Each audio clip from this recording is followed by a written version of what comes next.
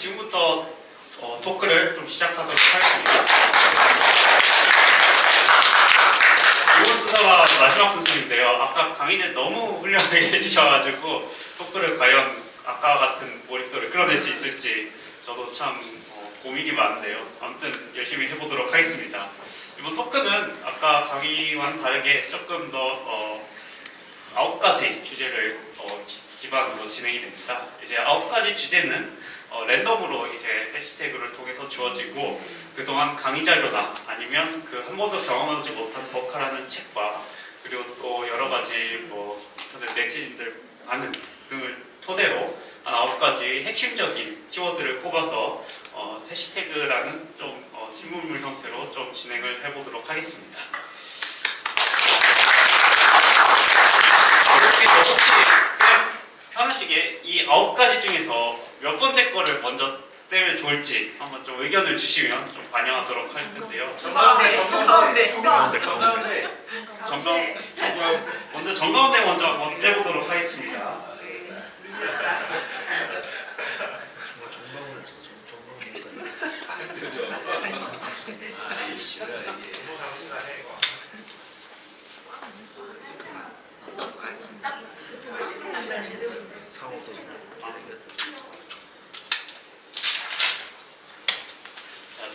어떻게 보면 저희 일단 이게 시간이 지나가지고 접착력이 강해진 거에 대해서 사랑의 말씀을 좀 드려야 될 것 같습니다.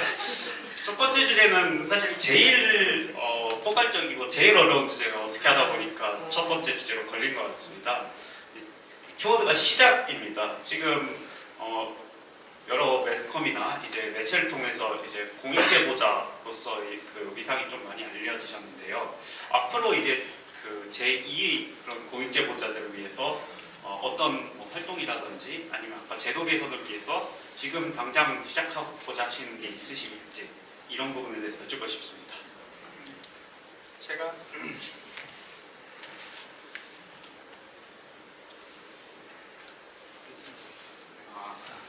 제가 이 일을 시작했을 때 당시도 마찬가지고 예상이나 예측이 되는 일은 아닙니다.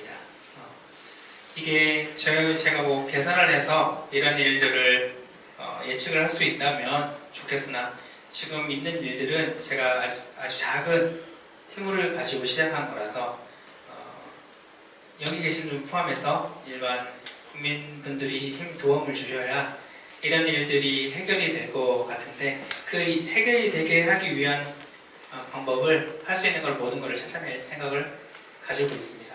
그래서 지금은 당장 어떤 거를 하겠다라고 말씀드리기는 좀 어렵고요. 그 부분에 대해서는 매일을 1년처럼 고민하고 있습니다. 네. 그 다음 주제 한번 이어서 진행해 보도록 하겠습니다. 다음 주제는 이제 문화입니다.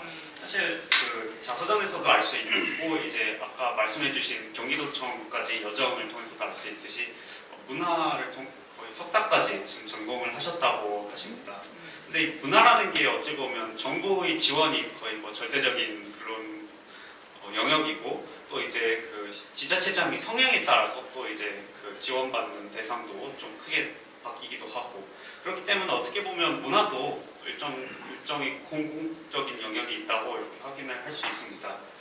그러다 보니까 이제 공공적으로 지원이 되다 보니까 이제 문화에서도 좀 일부 부조리가 발생하기도 하고 또 부패가 발생하기도 하고 그래서 이제 문화에서도 좀 공익제보가 필요할 것 같아 보이는데요. 혹시 문화에 좀 적절한 공익제보 대책이라든지 아니면 좀 문화에서도 공익제보를 활성화할 수 있는 그런 방안이 있을지 좀 한번 여쭤보고 싶습니다. 말씀 주신 대로 지금 문화예술계 자체는 그 국민들 복지를 위해서 진행을 하는 부분들이고요. 이게 의식주처럼 생계는 아닙니다. 하지만 이런 문화나 이런 게 없으면 저희 이제 삶이 너무 빡빡해지겠죠. 복지가 분명히 있어야 된다고 저는 생각을 하고요. 문화 부분은 저희가 살아가는데 필수 요건은 아니지만 꼭 필요한 요소라고 저는 생각을 하고 있습니다. 근데 이런 부분에 대해서 그 자립도가 높을 수 없는 구조고요. 그러기 위해서는 국가가 당연히 지원을 해줘야죠. 근데 국가가 지원은 하는데 그거에 대해 관여는 최소한으로 해야 된다고 저는 생각을 합니다. 그래서 말씀 주신 공익신고 이런 부분에 대해서는 공익신고라기보다는 지금의 국가에서 하는 문화 정책들을 조금 더 세심하게 관리를 해야 된다고 생각을 하고요. 그런 관리를 하는 공무원들이 일반 문화예술계에 있는 분들의 의견이 충분히 반영되게 해야지 그거를 좌지우지하는 상황으로 벌어지지 않게 해야 된다고 생각해서 이 부분에 대해서는 이런 부분에 대해서 지원만 하고 이런 걸 관리할 수 있는 조직을 국가에서 따로 운영하면 좋겠다는 생각을 여러 번 했었습니다. 네. 자율성을 주되 더 전문화된 조직을 만들어 운영하자. 네, 이게 정권과 상관없이 법률로 이것도 제정이 된다고 하면 문화예술계에 종사하시는 분들이 국민을 위해서 오히려 더 훨씬 더 본인의 분야들을 발전시킬 수 있을 거라고 저는 생각을 하고 있습니다. 다음 키워드 한번 좀 빼보도록 하겠습니다. 네, 다음 키워드는 경기도입니다. 이제 그동안 한때 몸담으신 직장이기도 하시고 지금 경기도 관련해서 지난 국정감사 때 이제 관련돼서 한 의원께서 이제 현재 법학 횡령건에 대해서 어떻게 조사가 진행 중이냐 했을 때 당시 경기도지사께서는 이제 지금 자체 감사 결과를 통해서도 일부 기의 사실이 확인돼서 이에 대한 수사 의뢰를 했다 이렇게 좀 답변한 적이 있습니다. 혹시 이와 관련해서 추가적으로 이제 경기도라든지 아니면 경기도가 수사 의뢰한 수사기관이라든지 뭔가 참고인 조사가 요청이 오거나 아니면 별도의 진행 사항이 있을지 좀 근황을 여쭤보겠습니다. 안타깝게도 경기도에서 내부 감사를 한다는 얘기까지는 들었었는데 단 한 번도 저한테 연락을 하거나 아니면 저를 조사를 부탁하는 적이 없었습니다. 내용 자체를 내부에서만 하는 그런 형식적인 조사라고 저는 생각을 하고 있었고, 왜냐면 그 자료나 이런 거를 저한테 한 번도 요청을 하거나 받아간 적이 없습니다. 물론 수사기관이 아니기 때문에 강제력이 없어서 그랬는지는 모르겠으나 그럼에도 불구하고 이런 일들을 내부 사람 얘기만으로 이걸 판단한다는 것 자체는 저는 객관성이 없다고 저는 생각을 하고 있습니다. 네.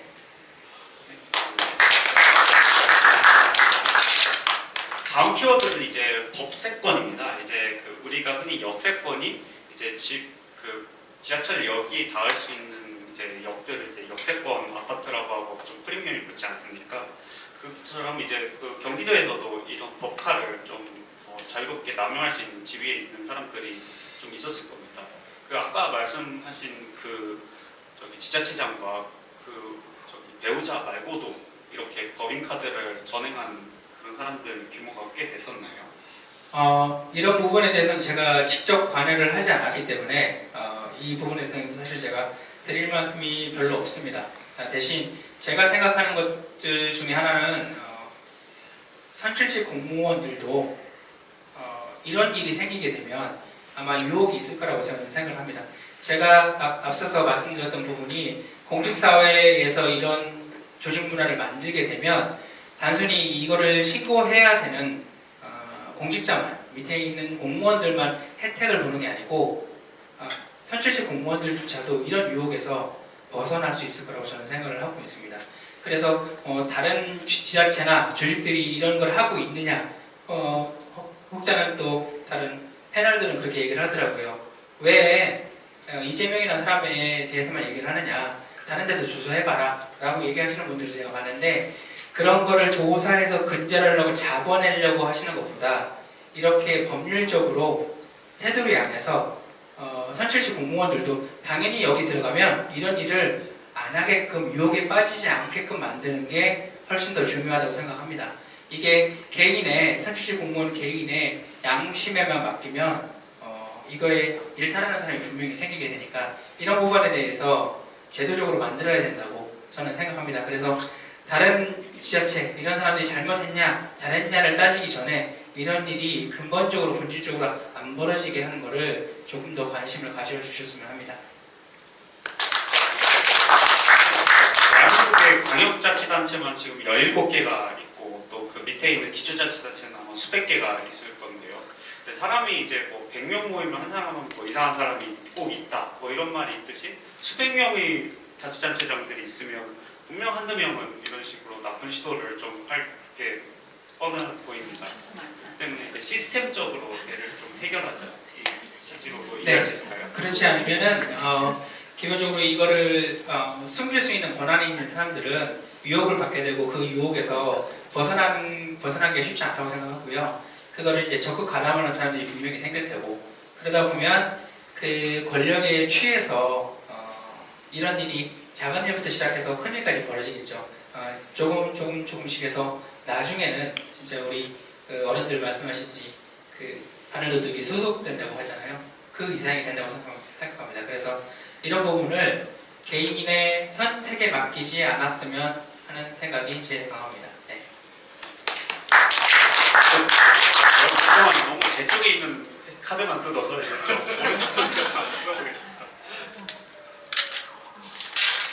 네, 다음 키워드는 이제 늘공입니다. 이게 아까 그 강의의 이제 맨 끝 부분에 말씀하셨다시피 국가는 지금 현재 공익제보를 자유롭게 할 수 있는 활동을 좀 보장해주지 않는다 이런 말씀을 주셨고 그리고 또 이제 본의 아니게 이제 아까 법인카드 사용 기록만 봐도 정말 거의 별의별 부서가 다 동원이 된 걸로 보이는데 그것 때문에 이제 조금 그 한 명의 부패한 지자체장 때문에 이제 너무 많은 사람들이 같이 피해를 보는 뭐 그런 구조인 걸로 보입니다.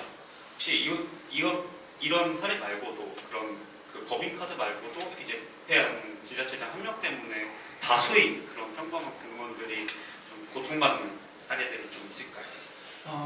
이런 부패한 행위, 횡령이나 이런 불법 의정 같은 행위도 있긴 하지만 정책에 관해서도 저는 마찬가지로 생각하는 게 공무원들은 이 부분에 대해서 정책에 대해서 전문적인 지식이 있어서 다 근무들을 하고 있다고 저는 판단을 하고 있는데 그런 부분에서 정책적인 문제가 있었을 때 이거를 거부할 수 있는 그런 장치도 마련돼야 된다고 저는 생각을 하고 있는 게 선출직 공무원들이 인사권을 갖고 있기 때문에 잘못된 정책이라고 해도 밀어붙이게 되면 이거를 거부할 방법이 없습니다. 이게 단순하게 회사를 경영하는 게 아니기 때문에 이런 부분에서 불이익이나 아니면 피해는 그 일반 국민들이 보게 되죠. 정책을 하나 잘못 잡으면 그거를 다시 바로잡기 위해서 엄청난 시간과 그 다음에 자본이 들어가는데 그 세금이나 시간들은 전부 다 국민들이 일해서 그거를 다 커버를 해야 되는 부분이니까 이런 부분들조차도 말씀 주신 대로 단순하게 그냥 이런 일이 잘못된 부분을 사례를 하나하나 꼽은 것보다는 정책적인 부분까지 좀 더 생각을 해서 잘못된 부분 공신구뿐만 아니라 잘못된 정책에 대해서도 공무원들이 얘기할 수 있는 그런 환경을 만들어야 된다고 생각합니다. 그래야만 나중에 공무원들 자체도 이런 잘못된 부분에 대해서 고민을 안 하게 될 거라고 저는 생각을 하고 있습니다. 네.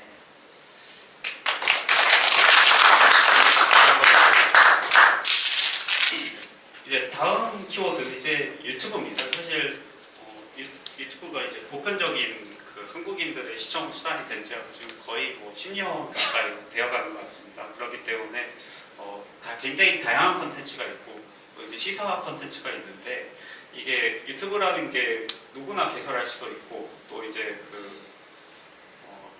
좀 가끔 이제 금전적인 이득을 좀 천차만별로 얻을 수 있다 보니까 가끔 이제 시사를 다루다가 과열되는 경우가 없지 않아 있긴 합니다. 혹시 지금까지 그 공익제보 여정에서 그런 좀 유튜브의 피해랄까요? 그런 피해에 좀 당하신 적이 있으신지? 네, 유튜브 같은 경우는 이제 언론을 일개 이제 1인 방송이라고 하잖아요. 이런 부분에 대해서 근데 제약사항은 일반 방송보다 없기 때문에 표현의 자유가 보장된다고 저는 생각을 하는데 제가 겪었던 건 뭐냐면 초반에 이제 제가 제보했던 내용을 당시에 제가 얼굴을 알리지 않았잖아요. 근데 그 상태에서 음성 변조가 안 된 상태의 자료를 유튜브 한 채널에서 그냥 방송을 했었어요. 그 목소리를 제 목소리인 걸 당연히 다 아니까 주변 사람들이 알잖아요. 그러면 그게 제가 보안상에서 많이 문제가 돼서 그 부분을 제가 내려달라고 요청을 했거든요. 근데 돌아오는 답은 뭐였냐면 다른 뉴스거리를 주면 내려주겠다라는 얘기를 들었고 있습니다. 그래서 제가 생각하는 거는 유튜브도 지금은 말씀하신 대로 일반 국민들이 제일 많이 접하는 부분이니까 그런 부분의 책임을 좀 가지고 운영을 하셔야 된다고 저는 생각합니다. 그러면 일반 사람들의 그 흥미만을 쫓다 보면 결론적으로는 저 같은 피해자가 분명히 생기고요. 그때 당시에 저는 그거를 해결할 수 있는 방법도 힘도 없었던 상태였거든요. 그래서 그런 부분을 뭐 법률적인 제약이 아닌 기본적으로 청취하시는 분들이 그거를 좀 골라 들으셔야 되는 상황이거든요. 지금은. 그래서 가짜 뉴스나 아니면 잘못된 부분을 선별할 수 있는 그런 조직이나 아니면 그런 단체가 조금 더 활성화됐으면 좋겠다는 생각을 하고 있습니다.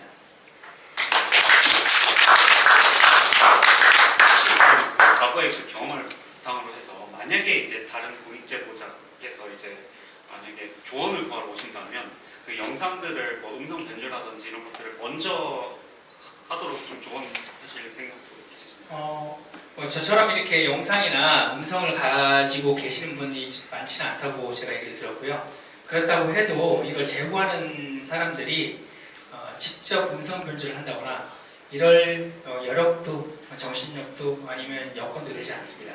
그래서 이런 걸 제보를 할 때는 원래 뭐 언론사나 이런 데는 당연히 그렇게 해주거든요. 근데 그런 부분에 대해서 최소한의 그거를 할 수 있는 제재 장치는 필요하다고 저는 생각을 하고 있습니다. 그걸 공신고하는 사람이 직접 개인이 할 수는 사실은 현실적으로 불가능합니다.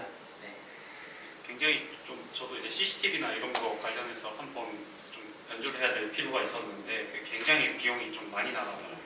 거의 분당 뭐 10,000원씩 받고 그래가지고 생각보다 좀 어려운 일이라 말씀 주신 대로 제도적 장치를 좀 마련해야 할 것 같습니다.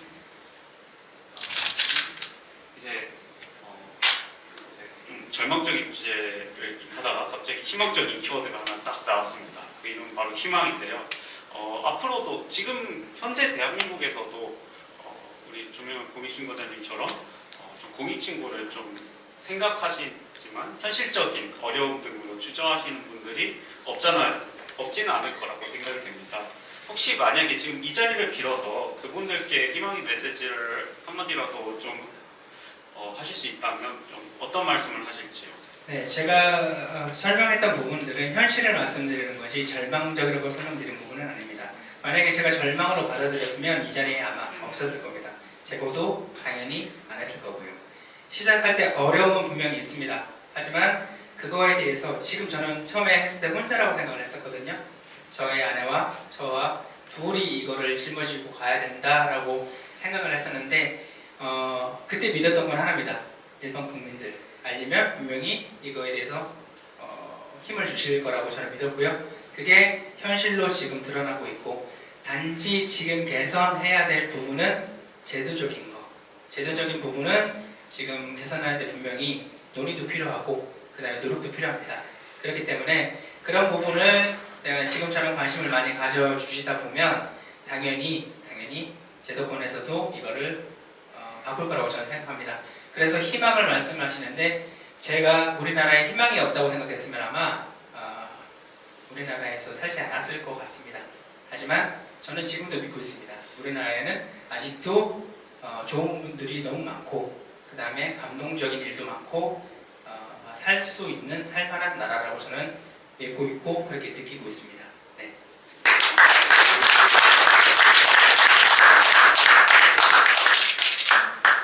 그 다음 키워드는 이제 참고인입니다.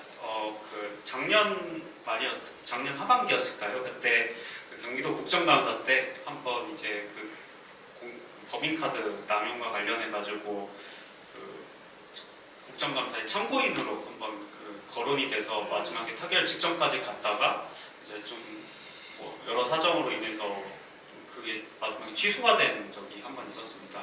혹시 그 취소가 된 것과 관련해서 뭐 어떤 사연이 있다든지 아니면 다른 이유가 있을까요? 그 계기를 좀 말씀해 주시죠. 제가 처음 제보를 했을 때는 실명 공개를 안 하고 얼굴 공개도 안 했습니다. 근데 이게 제도권에서 해결이 안 되니까 결론적으로 이거에 대해서 신빙성을 의심을 하시더라고요. 이 일이 지금까지도 해결이 안 되는데 흔히 말하는 뭐 7만 8천 원 사건이라고 얘기하기도 하고 그 일부분에 대해서 그거를 좀 프레임을 그렇게 짜서 그 부분에 대해서 감추려고 하시길래 고민을 많이 했습니다. 그래서 제가 했던 건 뭐냐 또 많이 들었던 얘기 어떤 얘기를 들었냐면 뒤에서 얘기만 하니까 당당하면 나와서 얘기를 해라 이런 얘기도 저 들었어요. 근데 막상 제가 나오겠다고 하니까 다른 얘기를 하죠. 공익신고자를 보호해줘야지 왜 얼굴 드러내게 하냐고. 근데 제가 느꼈던 건 뭐냐면 마찬가지로 일반 국민들을 제가 믿었던 게 지금도 제가 다시 나왔을 때 이렇게 나오게 되면 분명히 이 일에 대해서 관심 가져주시고 정상적인 방법으로 해결을 해줄 거라고 제가 믿었습니다. 그래서 고민 끝에 나오게 됐는데 마침 처음에 이제 국정감사에 참고인으로 출석하라고 연락을 받았었는데 처음에 거절했습니다. 그때까지만 해도 그 일이 과연 이게 막 옳은 길일까 아니면 이 일을 했을 때 지금 진행하는 거에 대해서 이게 해결이 될까? 거기에 고민에는 제가 어떻게 될까라는 고민은 없었습니다. 다만 이게 혹시 제가 나가서 이 일이 이슈가 딴 데로 간다거나 아니면 이 일이 객관적으로 보여지지 않으면 어떡하지라는 고민을 했었고요.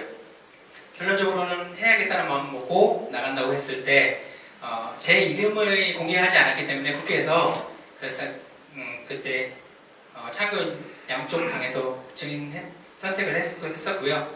그리고 나서 이제 한참 후에 저라는 게 다시 언론에 나오니까 그때 이제 반대를 하기 시작했어요. 민주당 쪽에서 반대하고 그거를 여당에서 이제 받아들여시고 그리고 나서 이제 문 나가게 되니까 제가 급하게 찾기 시작했습니다. 이거를 마음을 먹었는데 해야 되는데 방법이 없어서 그 다음에 제가 하루 만에 결정한 게 제가 기자회견이었습니다. 그래서 도와줄 수 있는 사람을 찾기 시작했죠. 도와줄 수 있는 사람. 국회에서 해야 되게 돼 있는데 장소는 빌릴 수 있는 제가 힘이 없으니까 연락을 했습니다. 연락을 했더니 도와주시는 분이 생겨서 거기서 서서 제가 하게 됐습니다. 그래서 저는 그때 당시에도 말씀드렸는데 언론에도 한번 밝혔어요. 만약에 그럴 리는 없겠지만 민주당 쪽에서 아마 장소 빌려줬으면 아마 민주당 의원하고 같이 서서 했을 거예요, 제가. 근데 저는 어느 당을 떠나서 당연히 이걸 해야 되는데 그거를 할 수 있는 방법만 찾고 있었습니다. 그래서 갑자기 준비하게 되고 다음에 이제 언론에 제 얼굴 드러내고 그다음에 방송에 나가게 됐습니다.